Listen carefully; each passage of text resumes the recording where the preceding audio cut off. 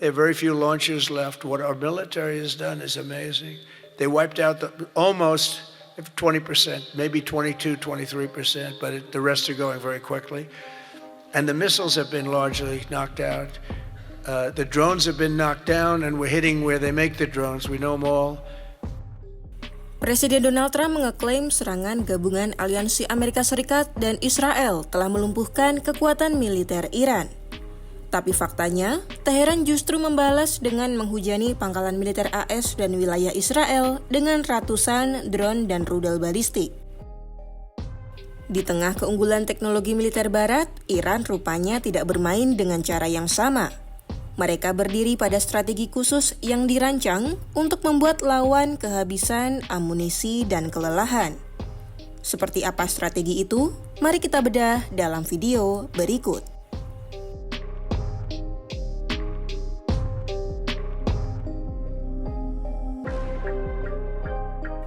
Dalam laporan BBC News Indonesia, Dr. H.A. Helier dari Royal United Services Institute menjelaskan bahwa Iran sadar mereka tidak bisa menang melawan AS dalam perang konvensional 1 lawan 1. Dari situlah mereka menggunakan perang atrisi, yakni pendekatan militer yang bertujuan untuk melemahkan lawan dengan menguras sumber daya dan menimbulkan kerugian berkelanjutan.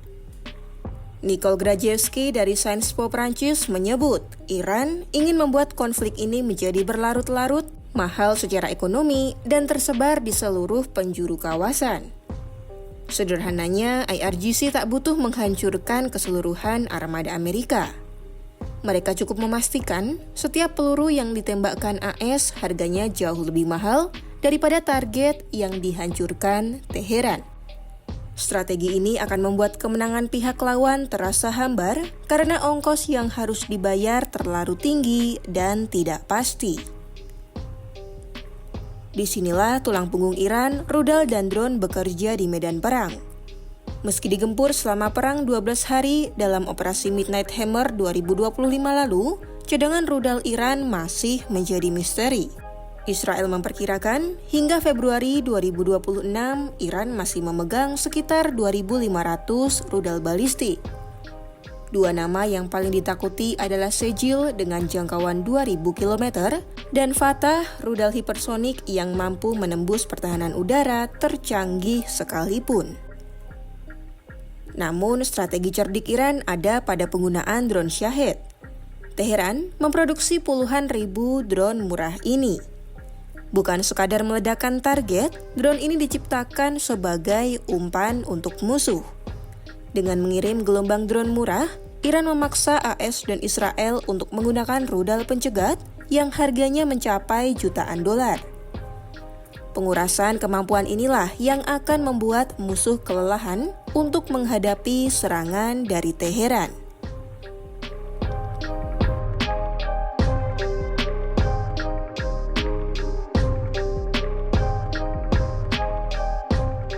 Masih dalam sumber yang sama, Iran sering membanggakan fasilitas bawah tanah mereka yang disebut kota rudal. Washington mengeklaim intensitas peluncuran rudal Iran turun drastis hingga 86% sejak akhir Februari. Namun keberadaan bunker tersembunyi ini membuat Teheran tetap memiliki kemampuan untuk menyerang infrastruktur vital di mana saja dan kapan saja. Selain bunker kota rudal, kartu as Iran lainnya adalah Selat Hormuz. Sekitar 20% minyak dunia melewati jalur sempit ini. Saat ini, Iran secara efektif menutup selat tersebut pasca serangan aliansi Trump-Netanyahu ke daratan Republik Islam itu.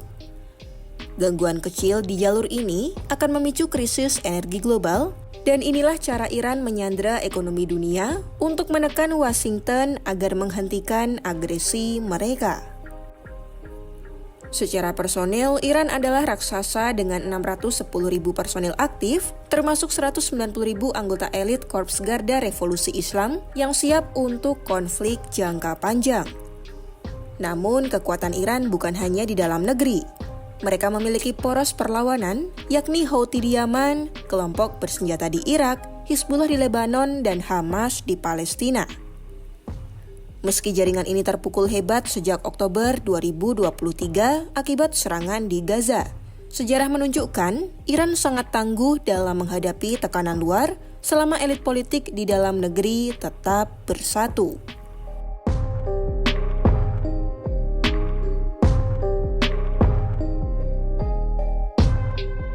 Di balik keberanian strategi atrisi, Wall Street Journal menyoroti Iran sedang bermain dengan risiko yang sangat fatal. Jika perang tanpa batas ini berlanjut, Iran terancam menghadapi kehancuran total di berbagai lini. Pertama, kehancuran militer dan infrastruktur. Menghadapi angkatan udara AS dan Israel secara terbuka adalah misi bunuh diri. Laporan menunjukkan cadangan amunisi Iran sudah merosot hingga 90%.